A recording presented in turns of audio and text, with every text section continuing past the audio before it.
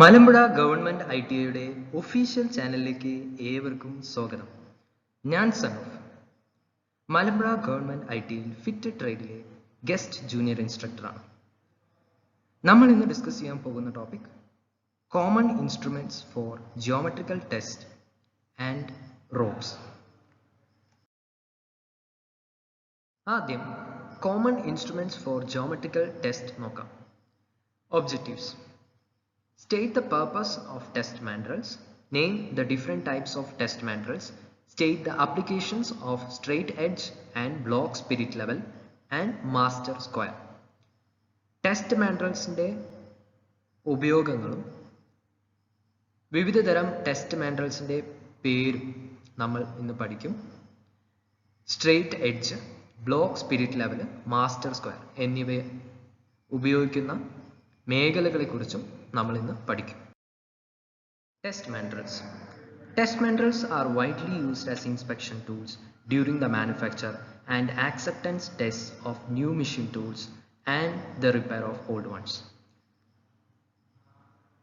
Manufacture ചെയ്യുന്ന സമയത്ത് നമ്മൾ നമ്മുടെ വർക്ക് പീസ് ഇൻസ്പെക്ട് ചെയ്യാൻ, അതിൻ്റെ ഷേപ്പ് ചെക്ക് ചെയ്യാൻ വേണ്ടിയിട്ട് ഉപയോഗിക്കുന്ന ഒരു ടൂളാണ് ടെസ്റ്റ് മാൻഡ്രൽ. അതുപോലെ തന്നെ പുതിയ മെഷീൻ ടൂൾസ് നമുക്ക് അതിൻ്റെ ഷേപ്പും ഡയമെൻഷൻസും ഒക്കെ കറക്റ്റ് ആണോ എന്ന് ആക്സെപ്റ്റൻസ് ടെസ്റ്റ് ചെയ്യാനും നമ്മൾ ടെസ്റ്റ് മാൻഡ്രൽസ് ഉപയോഗിക്കും. മാത്രമല്ല പഴയ മെഷീൻ ടൂൾസും റിപ്പയർ ചെയ്യാനായിട്ടും നമ്മളിത് ഉപയോഗിക്കും. The quality as far as straightness and roundness are concerned is of paramount importance for accurate results. അപ്പോൾ സ്ട്രെയിറ്റ്നെസ് എന്ന് പറയുമ്പോൾ ഒരു പാർട്ട് അതിൻ്റെ എത്രത്തോളം അത് സ്ട്രെയിറ്റ് ആയിട്ടുണ്ട്, അതേപോലെ എത്രത്തോളം അത് റൗണ്ട് ആയിട്ടുണ്ട് എന്നുള്ളത് ക്വാളിറ്റീനെ ബാധിക്കുന്ന വളരെ പ്രധാനപ്പെട്ട ഒരു കാര്യമാണ്. അപ്പോൾ ഇതൊക്കെ ചെക്ക് ചെയ്യാൻ നമ്മൾ ടെസ്റ്റ് മാൻഡ്രൽസ് ഉപയോഗിക്കാം. The application of A test mandrel in measuring the swing over of A horizontal boring machine is shown in the figure 1. അപ്പോൾ ഹൊറിസോണ്ടൽ ബോറിംഗ് എന്ന് പറയുമ്പോൾ നമുക്കറിയാം ഹോള് ക്രിയേറ്റ് ചെയ്യുന്ന വലിയ ഹോൾസ് നമ്മളുടെ വർക്ക് പീസിൽ ക്രിയേറ്റ് ചെയ്യുന്ന ഒരു ഹൊറിസോണ്ടലായിട്ട് ഹോൾ ക്രിയേറ്റ് ചെയ്യുന്ന മെഷീനാണ് ബോറിംഗ് മെഷീൻ എന്ന് പറയുന്നത്. അതിൽ സ്വിംഗ് ഓവർ എന്ന് പറയുന്ന ആ ഭാഗം നമ്മൾ മെഷർ ചെയ്യാൻ വേണ്ടിയിട്ട് അല്ലെങ്കിൽ അതിനെ ഇൻസ്പെക്ട് ചെയ്യാൻ വേണ്ടിയിട്ട് നമ്മൾ ടെസ്റ്റ് മാൻഡ്രൽ ഉപയോഗിക്കുന്നു. നമുക്ക് different types of test mandrels നോക്കാം. 2 ടൈപ്പാണ് ഉള്ളത്. ആദ്യത്തേത് solid mandrel. Solid mandrels are available in different lengths. The diameter must be such that the sag is kept within the permissible limits. Solid mandrels വിവിധ നീളത്തിൽ നമുക്ക് ലഭ്യമാണ്. പക്ഷെ അതിൻ്റെ ഡയാമീറ്റർ നമ്മൾ സെലക്ട് ചെയ്യുമ്പോൾ സാഗ് എന്ന് പറഞ്ഞാൽ അത് വളഞ്ഞ് യു ഷേപ്പായിട്ട് വളഞ്ഞു പോകാതെ ഇരിക്കാൻ ആവശ്യമായിട്ടുള്ള, ഒരുപാട് ചെറിയ ഡയമീറ്റർ ആണെങ്കിൽ പെട്ടെന്ന് യു ഷേപ്പിൽ അത് വളഞ്ഞു പോകും. അതുകൊണ്ട് തന്നെ ആ ഡയമീറ്റർ നമ്മൾ സെലക്ട് ചെയ്യുമ്പോൾ ആ സാഗ് വരാത്ത രീതിയിലുള്ള അത്രയും ഡയമീറ്റർ നമ്മൾ സെലക്ട് ചെയ്യേണ്ടതായിട്ടുണ്ട്. അടുത്തത് hollow mandrel. A hollow mandrel is made in order to reduce the weight of the mandrel. This avoids sag of the mandrel during inspection. This mandrel also must be sized in between center. അപ്പോൾ ഒരു hollow mandrel പ്രധാനമായിട്ടും നമ്മൾ മാൻഡ്രലിൻ്റെ wait reduce ചെയ്യാൻ വേണ്ടിയിട്ടാണ് നമ്മൾ ഈ hollow mandrel ഉപയോഗിക്കുന്നത്. സോളിഡിനെ അപേക്ഷിച്ച് ഹോളോന് വെയിറ്റ് തീർച്ചയായിട്ടും കുറവാണ്. ഇത് കാരണം നമുക്ക് ഇൻസ്പെക്ഷൻ ചെയ്യുമ്പോൾ ഈ സാഗ്നെസ് ഒഴിവാക്കാം. അപ്പോൾ കൂടുതൽ വെയിറ്റ് ഉണ്ടെങ്കിൽ ഈ മാൻഡ്രൽ വളഞ്ഞ് ആ സ്ട്രെയിറ്റ് ആയിട്ടുള്ള ഭാഗം വളയാൻ സാധ്യതയുണ്ട്. അതായത് ഇപ്പോൾ നമ്മൾ സ്ട്രെയിറ്റ് ആയിട്ടുള്ള ലൈന് യു ആയിട്ട് വളയുന്നതിനെയാണ് നമ്മൾ സാഗിങ് എന്ന് പറയുന്നത്. അപ്പോൾ അത് നമുക്ക് ഹോളോ മാൻഡ്രലിൽ വെയിറ്റ് കുറവായതുകൊണ്ട് ഒഴിവാക്കാൻ സാധിക്കും. This mandrel also must be sized in between the centre. അപ്പോൾ അതിൻ്റെ അളവ് കൃത്യം സെൻറ്റർ ആയിട്ടായിരിക്കും നമ്മൾ, അതായത് കൃത്യം അതിൻ്റെ സെൻറ്റർ ലൈൻ എന്നുള്ളത് കൃത്യമായിരിക്കും എന്നുള്ളതാണ് ഇവിടെ ഉദ്ദേശിക്കുന്നത്. ഇനി size of mandrel. The measuring length of the cylindrical part of the mandrels depends on their purpose. The distance between the marks at the two ends of the cylindrical part represents the measuring length of the mandrel. It may be 75, 150, 200, 300 or 500 mm. അപ്പോൾ അതായത് cylindrical part, മാൻഡ്രലിൻ്റെ cylindrical പാർട്ടിൻ്റെ measuring length എന്നുള്ളത് ഓരോ ആവശ്യങ്ങൾക്കനുസരിച്ച് അത് നമുക്ക് മാറ്റം വരുന്നു. പിന്നെ ഈ സിലിണ്ടറിക്കൽ പാർട്ടിൻ്റെ രണ്ട് അറ്റങ്ങൾ തമ്മിലുള്ള ഡിസ്റ്റൻസ്, ദൂരം, അത് മെഷറിംഗ് ലെങ്ത് ഓഫ് ദ മാൻഡ്രലിനെയാണ് ഉദ്ദേശിക്കുന്നത്. ആ അളവ് 75 mm ആവാം, 150 ആവാം, അല്ലെങ്കിൽ 200, 300, 500 എന്നിങ്ങനെ നമുക്ക് വിവിധ തരം ആവശ്യങ്ങൾക്ക് അനുയോജ്യമായിട്ടുള്ള ലെങ്ത് ആണ് നമ്മൾ എടുക്കുന്നത്. അപ്പോൾ സിലിണ്ടറിക്കൽ പാർട്ടിലാണ് നമ്മൾ മാർക്ക് ഉണ്ടാവുക. ആ സിലിണ്ടറിക്കൽ പാർട്ടിൻ്റെ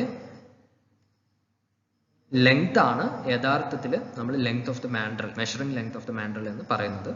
അതിന് ഈ സ്റ്റാൻഡേർഡ് ലെങ്ത്സ് ആണ് നമുക്ക് അവൈലബിൾ ആയിട്ട്. The diameter must be such that the zag is kept within the permissible limits. അപ്പോൾ എപ്പോഴും ഡയമീറ്റർ ചൂസ് ചെയ്യുന്നത് നമ്മൾ ഒരുപാട് ചെറിയ ഡയമീറ്ററും പാടില്ല, അതേപോലെ ഒരുപാട് വലിയ ഡയമീറ്ററും പാടില്ല. അതിന് അനുയോജ്യമായിട്ടുള്ള ആ സാഗിങ് ഒഴിവാക്കുന്ന രീതിയിലുള്ള ഡയമീറ്റർ ആയിരിക്കണം നമ്മൾ ചൂസ് ചെയ്യേണ്ടത്. In order to reduce the weight of the mandrel it may be made hollow. അപ്പോൾ weight of the mandrel reduce ചെയ്യാൻ വേണ്ടിയിട്ട് നമുക്കത് ഹോളോ ആക്കാനും നമുക്ക് പറ്റും. ഇനി എന്താണ് സ്ട്രെയിറ്റ് എഡ്ജ് എന്ന് നോക്കാം. Straight edges are made for testing straightness. അതിൻ്റെ പേര് ഉദ്ദേശിക്കുന്നത് പോലെ തന്നെ ഒരു ഭാഗത്തിൻ്റെ സ്ട്രെയിറ്റ്നെസ് നമ്മൾ മെഷർ ചെയ്യാൻ അല്ലെങ്കിൽ ടെസ്റ്റ് ചെയ്യാൻ വേണ്ടിയിട്ട്, ചെക്ക് ചെയ്യാൻ വേണ്ടിയിട്ടാണ് നമ്മൾ സ്ട്രെയിറ്റ് എഡ്ജസ് എന്നുള്ളത് ഉപയോഗിക്കുന്നത്. They are made of steel or cast and may be of 2 meters or 3 meters length. അപ്പോൾ അത് സ്റ്റീലിലോ കാസ്റ്റ് അയണിലോ അത് നിർമ്മിക്കാവുന്നതാണ്.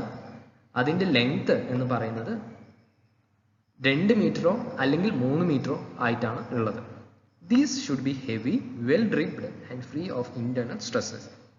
അപ്പോൾ ഇതിന് വെയിറ്റ് ഉണ്ടാവണം. കാരണം ഒരു സ്ട്രെയിറ്റ്നെസ് മെഷർ ചെയ്യുമ്പോൾ വെയിറ്റ് ഉള്ളത് കൊണ്ട് തന്നെ അതിൻ്റെ ആ സ്ട്രെയിറ്റ് എഡ്ജ് എപ്പോഴും ആദ്യം സ്ട്രെയിറ്റ് ആയിരിക്കണം. എന്നാൽ മാത്രമേ നമ്മൾ ടെസ്റ്റ് ചെയ്യുന്ന ഭാഗത്തിൽ സ്ട്രെയിറ്റ്നെസ് നമുക്ക് കറക്റ്റായിട്ട് മനസ്സിലാക്കാൻ സാധിക്കുള്ളൂ.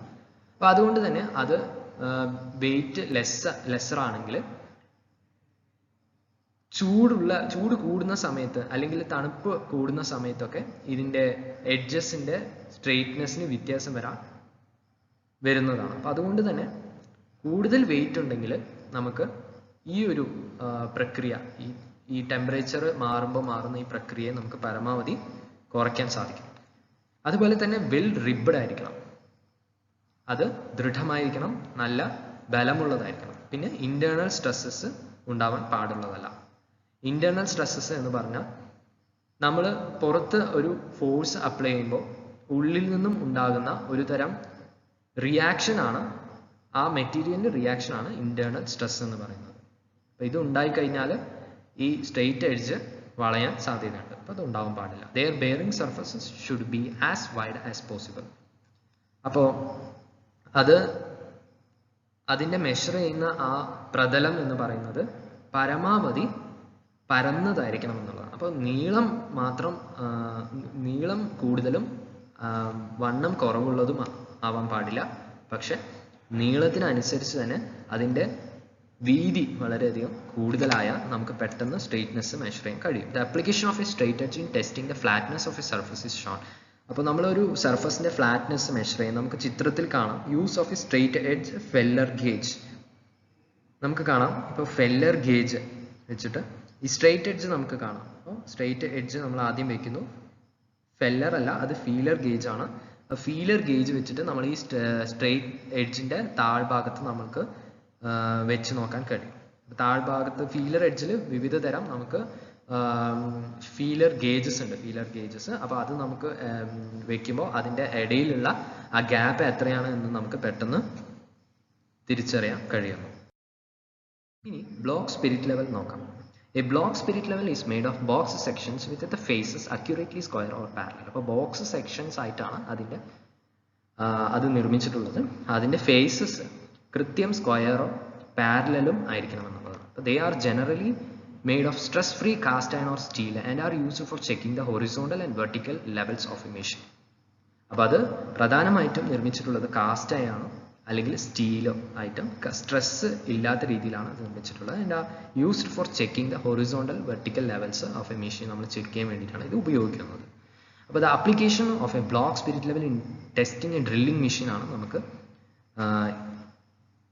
ഫിഗർ 7 നമുക്ക് നോക്കിയാൽ മനസ്സിലാവുന്നത്. ഫിഗർ 6 ആണ് നമ്മുടെ ഈ വെർട്ടിക്കൽ ലെവൽസ് ഒക്കെ മെഷർ ചെയ്യാനുള്ള ബ്ലോക്ക് സ്പിരിറ്റ് ലെവലാണ്. അത് ഫിഗർ 7 നോക്കുമ്പോൾ നമുക്ക് മനസ്സിലാവും ഒരു ഡ്രില്ലിംഗ് മെഷീനാണ്. അതിൽ ഒരു ബ്ലോക്ക് സ്പിരിറ്റ് ലെവൽ വെച്ചിട്ടുള്ളത് നമുക്ക് കാണാൻ സാധിക്കും. ടോപ്പിക്കിലേക്ക് പോകാം. Ropes. Objectives: name the different types of ropes and their uses. State the precautions to be observed while using ropes. State the general inspection points for using ropes. വിവിധതരം റോപ്സും അതിൻ്റെ ഉപയോഗങ്ങളും നമ്മൾ പഠിക്കും. റോപ്സ് ഉപയോഗിക്കുമ്പോൾ എടുക്കേണ്ട മുൻകരുതലുകളെ കുറിച്ചും നമ്മൾ പഠിക്കും. പ്രധാനപ്പെട്ട ഇൻസ്പെക്ഷൻ പോയിന്റ്സ് റോപ്സിനുമായി ബന്ധപ്പെട്ടിട്ടുള്ളതും നമ്മൾ ഇന്ന് പഠിക്കും. Ropes are made from individual fibers spun together like string or yarn. അപ്പോൾ നാരുകൾ നമ്മൾ അതിനെ ചേർത്ത് വെച്ചുകൊണ്ട് നമ്മളൊരു നൂല് പോലെ അല്ലെങ്കിൽ അതൊരു ത്രെഡ് പോലെ നമ്മൾ ചുറ്റിയെടുക്കുന്ന ഒരു രീതിയാണ് നമ്മൾ റോപ്പ് എന്ന് പറയുന്നത്. Hemp, cotton, Manila, steel and synthetic wire are used in the manufacture of rope. അപ്പോൾ ഓരോ ആവശ്യങ്ങൾക്കനുസരിച്ച് നമുക്ക് hemp, cotton, manila, steel, synthetic wire എന്നീ മെറ്റീരിയൽ ഉപയോഗിച്ചുകൊണ്ട് നമുക്ക് റോപ്പ് നിർമ്മിക്കാം. Manila and hemp ropes are manufactured from the fibre of wild banana plants. നമ്മുടെ വാഴ നാര് കൊണ്ടിട്ടാണ് ഈ മെനിലയും ഹെംപ് റോപ്സും നിർമ്മിച്ചിട്ടുള്ളത്. Ropes are manufactured in 3 or 4 strands. അപ്പോൾ മൂന്നോ നാലോ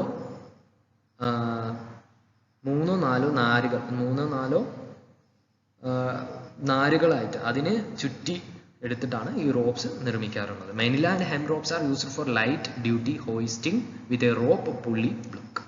അപ്പോൾ ലൈറ്റ് വെയിറ്റ് ആയിട്ടുള്ള ചെറിയ വെയിറ്റ് പൊക്കിയെടുക്കാനൊക്കെ ഉള്ള മേഖലകളിലാണ് നമ്മൾ ഈ മെനില ഹെംപ് റോപ്സ് ഉപയോഗിക്കാറുള്ളത്. അപ്പോൾ നമ്മൾ ഒരു പുള്ളി വെച്ചിട്ടാണ് ഇത് ഉപയോഗിക്കുന്നത്. ഇനി റോപ്സ് ഉപയോഗിക്കുമ്പോൾ നമ്മൾ എടുക്കേണ്ട മുൻകരുതലുകളെ പറ്റി നോക്കാം. Avoid running the rope over sharp edge. അപ്പോൾ റോപ്പ് ഷാർപ്പ് എഡ്ജസിലൂടെ അത് നീങ്ങുമ്പോൾ അത് പെട്ടെന്ന് പൊട്ടിപ്പോകാൻ സാധ്യതയുണ്ട്. അപ്പോൾ അത് ഒഴിവാക്കുക. Ropes should be kept dry because moisture hastens their decay.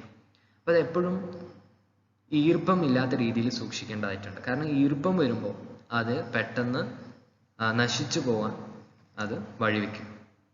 Hang wet rope loosely in an area where it can dry before it is used. അപ്പം നനഞ്ഞ റോപ്പുകളെ നമ്മൾ ഏതെങ്കിലും ഒരു ഭാഗത്ത് ഉണക്കാൻ വേണ്ടി ഇടണം. അത് ഉപയോഗിക്കുന്നതിന് മുൻപ് ഇത് ചെയ്യേണ്ടതാണ്. Avoid dragging of rope over concrete, gravel and other rough surfaces. Concrete, gravel അല്ലെങ്കിൽ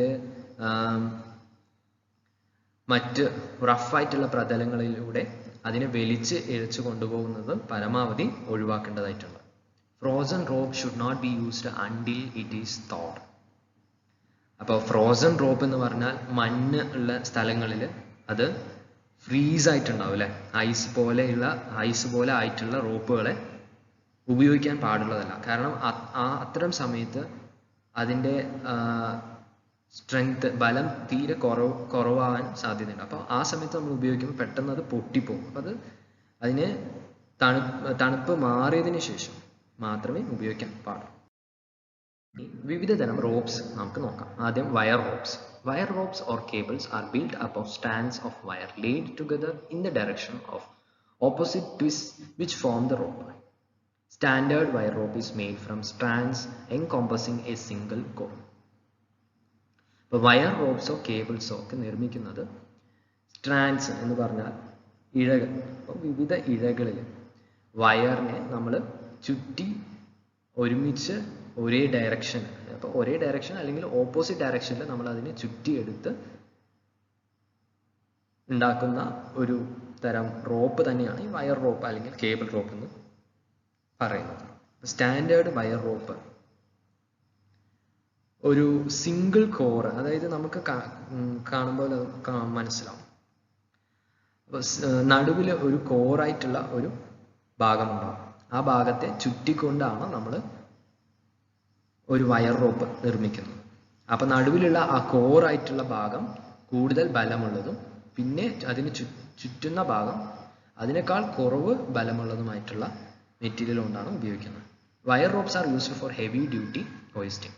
അപ്പം ഇങ്ങനെ നിർമ്മിക്കുന്ന വയർ റോപ്സ് നമ്മൾ കൂടുതൽ വെയിറ്റ് ആയിട്ട് ബന്ധപ്പെടുന്ന അത്തരം ഹോയിസ്റ്റ് ചെയ്യാനും, അതായത് ഉയർത്താനും താഴ്ത്താനും ഉപയോഗിക്കുന്ന ഹെവി ഡ്യൂട്ടി ആപ്ലിക്കേഷനിലാണ് നമ്മൾ ഇത് ഉപയോഗിക്കുന്നത്. When the wires and strands are twisted in the same direction, the rope is known as Langley rope. നമ്മൾ ആദ്യത്തെ ഫിഗർ നോക്കിയാൽ മനസ്സിലാവും. വയേഴ്സും സ്ട്രാൻഡ്സും അത് ചുറ്റിയിട്ടുള്ളത് ഒരേ ഡയറക്ഷനിലാണ്. അപ്പോൾ ഇത്തരം റോപ്പുകളെ നമ്മൾ Langley rope എന്ന് പറയും. When twisted in the opposite direction, it is known as regular lay rope. അപ്പോൾ ഇത് ഓപ്പോസിറ്റ് ഡയറക്ഷനിൽ ട്വിസ്റ്റ് ചെയ്യുമ്പോൾ, രണ്ടാമത്തെ ഫിഗർ നമുക്ക് നോക്കാം.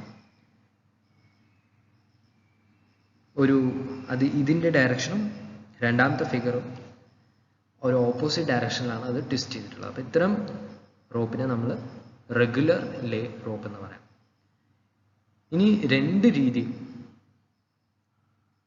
അതായത് ഒരേ ഡയറക്ഷനും അതേപോലെ ഓപ്പോസിറ്റ് ഡയറക്ഷനും മാറി മാറി ചുറ്റിയിട്ടുള്ള അത്തരം റോപ്പുകൾ കമ്പൈൻഡ് ലേ റോപ്പ്. മൂന്നാമത്തെ ഫിഗർ നോക്കിയാൽ നമുക്ക് മനസ്സിലാവും. റോപ്പ് ഇൻസ്പെക്ഷൻ നോക്കാം. Inspect ropes frequently for damage. അപ്പോൾ ഇടയ്ക്കിടയ്ക്ക് റോപ്സിനെ ഇൻസ്പെക്ട് ചെയ്യേണ്ടതായിട്ടുണ്ട്, ഡാമേജ് ഉണ്ടോ എന്ന് ചെക്ക് ചെയ്യാൻ വേണ്ടിയിട്ട്. Surface inspection will reveal broken or worn out strands. നമ്മൾ അതിൻ്റെ റോപ്പിൻ്റെ സർഫസ് മേലത്തെ പ്രതലം നമുക്ക് നോക്കിയാൽ നമുക്ക് പെട്ടെന്ന് മനസ്സിലാക്കാൻ കഴിയും ഏതെങ്കിലും ഭാഗത്തിൽ പൊട്ടലോ ചതവോ ഉണ്ടോ എന്ന് നമുക്ക് മനസ്സിലാക്കാൻ സാധിക്കും. For interior inspection, twist the rope in the opposite direction to the way it was spun. അപ്പോൾ ഏത് ഡയറക്ഷനിലാണോ ഈ റോപ്പ് ചുറ്റിയിട്ടുള്ളത് ആ ഡയറക്ഷനിൽ നിന്നും ഓപ്പോസിറ്റ് ഡയറക്ഷൻ നമ്മൾ ചുറ്റി നോക്കുമ്പോൾ നമുക്ക് ഉള്ളിലുള്ള ഭാഗത്ത് നമുക്ക് റോപ്പിൻ്റെ ഉള്ളിലുള്ള ഭാഗത്തേയും കൂടി നമുക്ക് ചെക്ക് ചെയ്യാൻ കഴിയുന്നതാണ്. This will open up and separate the strands so that the interior fibers can be examined. അപ്പോൾ ഇങ്ങനെ ചെയ്യുന്നത് വഴി ഉൾഭാഗം നമുക്ക് തുറന്നു കാണാൻ സാധിക്കുന്നതാണ്. സ്ട്രാൻഡ്സ് അതിൻ്റെ ഇഴകളൊക്കെ സെപ്പറേറ്റ് ചെയ്ത് വരും. അതുവഴി നമുക്ക് ഉള്ളിലുള്ള ഫൈബേഴ്സിനെ, നാരുകളെ നമുക്ക് എക്സാമിൻ ചെയ്യാൻ കഴിയുന്നതാണ്. അടുത്തത് വുഡൻ ബ്ലോക്ക് എന്താണെന്ന് നോക്കാം. The position of the foundation is first determined, marked off and wooden pegs are driven if it is in the soil. അപ്പോൾ ഒരു ഫൗണ്ടേഷൻ, ഒരു അസ്ഥിവാരം ഏത് ഭാഗത്താണ് നമുക്ക് വേണ്ടത് എന്ന് ആദ്യം നമ്മൾ തീരുമാനിക്കും. അതിനുശേഷം അത് അടയാളപ്പെടുത്തും. എന്നിട്ട് വുഡൻ പെഗ്സ് നമ്മൾ മണ്ണിലേക്ക് അടിച്ചമർത്തും. നമുക്കത് നമ്മൾ സാധാരണ അസ്ഥിവാരത്തിലൊക്കെ നമ്മളുടെ ഭാഗങ്ങൾ അളന്ന ശേഷം നമ്മൾ മാർക്ക് ചെയ്യാൻ വേണ്ടിയിട്ട് മരത്തിൽ ഉണ്ടാക്കിയിട്ടുള്ള ചെറിയ കോലുകളെയാണ് വുഡൻ പെഗ്സ് എന്ന് പറയുന്നത്. അപ്പോൾ അത് നമ്മൾ അടിച്ചതിന് ശേഷം അതിലൊരു റോപ്പ് എന്തെങ്കിലും വെച്ചിട്ട് നമ്മൾ മണ്ണിലേക്ക് അടിച്ചിറക്കിയ ശേഷം റോപ്പ് വെച്ചിട്ട് നമ്മളത് കെട്ടിവെക്കുമ്പോൾ നമുക്ക് അടയാളപ്പെടുത്താൻ സാധിക്കും. Size of excavation is drawn with chalk if it is on a concrete floor. അപ്പോൾ നമ്മൾ എത്രയാണ് മണ്ണിലേക്ക് കുഴിക്കേണ്ടത് എന്നുള്ള അളവ് നമ്മൾ ഒരു ചോക്ക് ഉപയോഗിച്ചിട്ട്, നമ്മൾ കോൺക്രീറ്റ് ഫ്ലോറാണ് നമ്മൾ കുഴിച്ചെടുക്കേണ്ടത് എന്ന് പറയുമ്പോൾ കോൺക്രീറ്റ് ഫ്ലോറിൽ നമ്മൾ ചോക്ക് ഉപയോഗിച്ച് അത് വരച്ചു വെക്കും ആദ്യം. Excavating the hole should be done as neatly as possible, but should the soil persist in falling into the hole, it may be advisable to shore this up by the use of shuttering. അപ്പോൾ ഒരു hall കുഴിച്ചെടുക്കുമ്പോൾ നീറ്റായിട്ട് പരമാവധി നമ്മൾ ചെയ്യേണ്ടതായിട്ടുണ്ട്. അതേസമയം ആ മണ്ണ് എത്രത്തോളം അത് നമ്മൾ കുഴിക്കുമ്പോൾ ചുറ്റുമുള്ള ഭാഗം ഇടിഞ്ഞു വീഴില്ല എന്ന് അതിന് അതും കൂടി നമ്മൾ ശ്രദ്ധിക്കേണ്ടതായിട്ടുണ്ട്. അപ്പോൾ നമ്മൾ ഷട്ടറിങ് എന്ന് പറയുമ്പോൾ നമ്മൾ ആ സൈഡിലുള്ള ഭാഗം നമ്മൾ പരമാവധി വീഴാത്ത രീതിയിലായിരിക്കണം നമ്മൾ ഉള്ളിലുള്ള hall കുഴിച്ചെടുക്കേണ്ടത്. The excavation should be made a few millimeters deeper than the required foundation depth. Excavation എന്നുള്ളത് നമ്മളിപ്പോൾ ഒരു അസ്ഥിവാരം ഉണ്ടാക്കുമ്പോൾ നമ്മൾ അസ്ഥിവാരത്തിന് എത്ര അടി താഴ്ചയാണ് വേണ്ടത് അതിനേക്കാളും കുറച്ചും കൂടെ കൂടുതൽ മില്ലിമീറ്റേഴ്സ് ഉള്ളിലോട്ട് നമ്മൾ കുഴിച്ചെടുക്കേണ്ടതായിട്ടുണ്ട്. The bottom surface is well rammed prior to and after placing a layer of clean bottoming stones or broken bricks.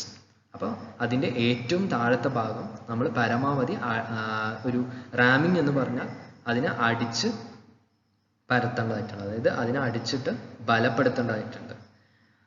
എന്നിട്ട് നമ്മൾ അതിൻ്റെ മുകളിലേക്ക് വൃത്തിയുള്ള കല്ലുകൾ അല്ലെങ്കിൽ മുറിഞ്ഞ പാറക്കഷ്ണങ്ങൾ നിരത്തി ഇടേണ്ടതായിട്ടുണ്ട്. ഇനി വുഡൻ ടെംപ്ലേറ്റ് എന്താണെന്ന് നോക്കാം. A wooden template is formed as shown in figure 2 to represent the base of the machine and to support bolts of the excavation as shown.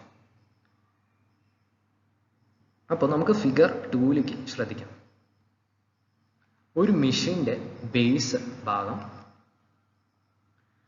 ആ ബേസ് ഭാഗത്തിന് നമ്മൾ ഈ ഫിഗറിൽ കാണാൻ സാധിക്കും. ആ ബേസിലേക്ക് ഒരു വുഡൻ ടെംപ്ലേറ്റ് എന്ന് പറഞ്ഞാൽ അതിൻ്റെ ഒരു മോഡൽ പോലെയുള്ള മോഡലെയാണ് ടെംപ്ലേറ്റ് എന്ന് പറയുന്നത്. അപ്പോൾ അത് നമ്മൾ വെച്ചിട്ടുള്ളത് കാണാം. ഇനി എക്സ്കവേഷൻ എന്ന് പറഞ്ഞാൽ അതേ കുഴിയിൽ നിന്നും വരുന്ന ആ ബോൾട്ടിനെ സപ്പോർട്ട് ചെയ്യാൻ വേണ്ടിയിട്ട് നമ്മൾ ഇടയിൽ വെക്കുന്ന ഒരു പ്ലേറ്റ് പോലത്തെ ഒരു കാര്യമാണ് ഈ വുഡൻ ടെംപ്ലേറ്റ് എന്ന് പറയുന്നത്. അപ്പോൾ അതിലേക്കാണ് നമ്മൾ ഈ ബോൾട്ട് വെച്ചിട്ട് സപ്പോർട്ട് ചെയ്തിട്ടുള്ളത്. The combined thickness of the template frame A നമുക്ക് കാണാം, എ എന്ന് പറയുന്ന ഫിഗറിൽ കാണാം. And blocks B should equal the thickness of the foot of the machine as shown. അപ്പോൾ ഈ വുഡൻ ടെംപ്ലേറ്റിൻ്റെ തിക്നെസ്സും അതുപോലെ തന്നെ ബ്ലോക്കിൻ്റെ തിക്നെസ്, അതിൻ്റെ മുകളിലുള്ള ബ്ലോക്കിൻ്റെ തിക്നെസ്സും കൂടി ചേർന്നിട്ടുള്ളത് ഈ മെഷീൻ്റെ താഴത്തെ ഭാഗത്തുള്ള ആ എത്ര തിക്നെസ് ആണോ വേണ്ടത് അതിനനുസരിച്ച രീതിയിൽ നമുക്ക് നിർമ്മിക്കാം. These boxes are formed of light timber and are suitably nailed for easy removal later. അപ്പോൾ വെയിറ്റ് കുറഞ്ഞ മര കഷ്ണങ്ങൾ കൊണ്ടിട്ടാണ് ഈ ബോക്സസ് നിർമ്മിച്ചിട്ടുള്ളത്. അപ്പോൾ നമുക്ക് ഏത് സമയത്ത് വേണമെങ്കിലും അതിനെ ഊരിയെടുക്കാൻ പാകത്തിലാണ് നിർമ്മിച്ചിട്ടുള്ളത്. ഇനി wooden forms. Wooden forms for concrete foundations are made and placed over the excavation. Concrete ഫൗണ്ടേഷന് വേണ്ടിയിട്ട് അപ്പോൾ നമ്മൾ ആ കോൺക്രീറ്റ് നമ്മൾ കുഴിയെടുത്ത അസ്ഥിവാരത്തിന് വേണ്ടി കുഴിയെടുത്ത ഭാഗത്ത് ഇനി കോൺക്രീറ്റ് നമ്മൾ ഫില്ല് ചെയ്യേണ്ടതായിട്ടുണ്ട്. അപ്പോൾ അതിന് ചുറ്റും നമ്മൾ എന്ത് ചെയ്യും? വുഡൻ പ്ലാങ്ക്സ് അല്ലെങ്കിൽ മരക്കഷ്ണങ്ങൾ വെച്ചിട്ട് ചുറ്റും നമ്മൾ കവർ ചെയ്യും. എന്നിട്ടാണ് നമ്മൾ ഈ കോൺക്രീറ്റ് അതിൽ ഫില്ല് ചെയ്യുക. Bracing the wooden form. After placing the wooden form in position in the excavation, it is firmly braced from the outside so as to withstand the pressure of the concrete and prevent any movement when the concrete is being poured. അപ്പോൾ wooden forms ഒക്കെ ഇനി വെച്ചതിന് ശേഷം correct പൊസിഷനിൽ ആ കുഴിയിലേക്ക് വെച്ചതിന് ശേഷം അത് പുറത്തു നിന്ന് നമ്മൾ ചുറ്റിയിൽ കൊണ്ടോ മറ്റ് ടൂൾസ് കൊണ്ട് നമ്മൾ അതിനെ പരമാവധി ദൃഢമായിട്ട് അവിടെ നിർത്തും.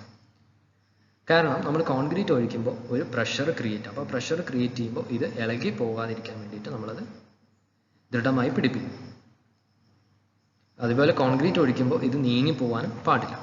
കോൺക്രീറ്റിനെ കുറിച്ച് നോക്കാം. Should be prepared from clean cement on a wooden surface. Proportions for the mixture vary. അപ്പോൾ ഒരു ക്ലീൻ ആയിട്ടുള്ള സിമെന്റ് കൊണ്ടിട്ടാണ് ഈ കോൺക്രീറ്റ് നമ്മൾ ഉണ്ടാക്കുന്നത്. ഒരു മരത്തിൻ്റെ സർഫസിലായിരിക്കണം ഇത് ഉണ്ടാക്കുന്നത്. അപ്പോൾ നമ്മൾ ഇപ്പോൾ കോൺക്രീറ്റ് നിർമ്മിക്കുമ്പോൾ സാധാരണ മരത്തിൻ്റെ ബോക്സസ് ഏത് ഷേപ്പിലാണ് നമ്മൾ വേണ്ടത് ആ ഷേപ്പിൽ ഉണ്ടാക്കിയതിന് ശേഷമാണ് ഇതിലാണ് നമ്മൾ കോൺക്രീറ്റ് മിക്കവാറും നമ്മൾ നിർമ്മിക്കാറുള്ളത്. അപ്പം അതിൻ്റെ അളവുകളൊക്കെ മാറിക്കൊണ്ടിരിക്കും അതിൻ്റെ ആവശ്യത്തിന് അനുസരിച്ച്. A good average mixture is 1:2:4, that is 1 part cement, 2 parts sand and 4 parts stone. അപ്പോൾ ഇതിൽ നമ്മളുടെ പാറക്കഷ്ണങ്ങളുടെ ചെറിയ ജെല്ലീസ് ആവശ്യമായിട്ടുണ്ട്, അതുപോലെ മണൽ വേണം, സിമെൻറ്റ് വേണം. അപ്പോൾ ഈ 3 കാര്യങ്ങൾ വെച്ചിട്ടാണ് നമ്മൾ കോൺക്രീറ്റ് നിർമ്മിക്കുന്നത്. അപ്പോൾ അതിൽ 1 ഭാഗം സിമെൻ്റ് ആയിരിക്കണം, 2 ഭാഗം മണലായിരിക്കണം, 4 ഭാഗം എന്നുള്ളത് ഈ പാറക്കഷ്ണങ്ങൾ ആയിരിക്കണം. This is mixed thrice when dry and thrice after wetting and is immediately placed on the excavated area after a good spraying with water on the excavated area. അപ്പോൾ ഇത് മിക്സ് ചെയ്യുന്നത് 3 പ്രാവശ്യം, ഇത് അതായത് ഇത് നനയ്ക്കുന്നതിന് മുൻപ് 3 പ്രാവശ്യവും അതേപോലെ വെള്ളം ഒഴിച്ചതിന് ശേഷം 3 പ്രാവശ്യവും മിക്സ് ചെയ്യണം. എന്നിട്ട് ഉടനെ തന്നെ നമ്മൾ ഇത് ഉണങ്ങുന്നതിന് മുൻപ്, വെള്ളം ഒഴിച്ചതിന് ശേഷം ഈ ഉണങ്ങുന്നതിന് മുൻപ് ഉടനെ തന്നെ നമ്മുടെ ആ കുഴിയുള്ള ഭാഗത്തിലേക്ക് ഒഴിക്കണം. അതിന് മുൻപ് തന്നെ നമ്മൾ ആ കുഴിയുള്ള ഭാഗത്തിൽ ആദ്യം വെള്ളം തെളിച്ചതിന് ശേഷമായിരിക്കണം ഈ മിക്സ് ചെയ്ത കോൺക്രീറ്റ് ഉടനെ ഒഴിക്കുന്നത്. The foundation should be given a day at least to set before the template is removed. നമ്മുടെ ടെംപ്ലേറ്റ്, അതായത് നമ്മളുടെ ഈ മരക്കഷ്ണങ്ങൾ വെച്ചിട്ടുള്ളത്, സൈഡിൽ ചുറ്റും മരക്കഷ്ണങ്ങൾ വെച്ചിട്ട് എടുക്കുമ്പോൾ അത് അറ്റ്ലീസ്റ്റ് 1 ദിവസമെങ്കിലും ഈ കോൺക്രീറ്റ് നമ്മൾ ഉണങ്ങാൻ അനുവദിക്കേണ്ടതായിട്ടുണ്ട്. അതിനുശേഷമേ അത് മാറ്റാൻ. ഈ ചാനൽ ഇതുവരെ സബ്സ്ക്രൈബ് ചെയ്യാത്തവർ സബ്സ്ക്രൈബ് ചെയ്യുക. ഞങ്ങൾ തയ്യാറാക്കുന്ന വീഡിയോസ് ഉടനെ തന്നെ നോട്ടിഫിക്കേഷനായി അറിയുവാൻ വേണ്ടി തൊട്ടടുത്തുള്ള ബെല്ലൈക്കൺ കൂടി ക്ലിക്ക് ചെയ്യുക. Thanks for watching the channel.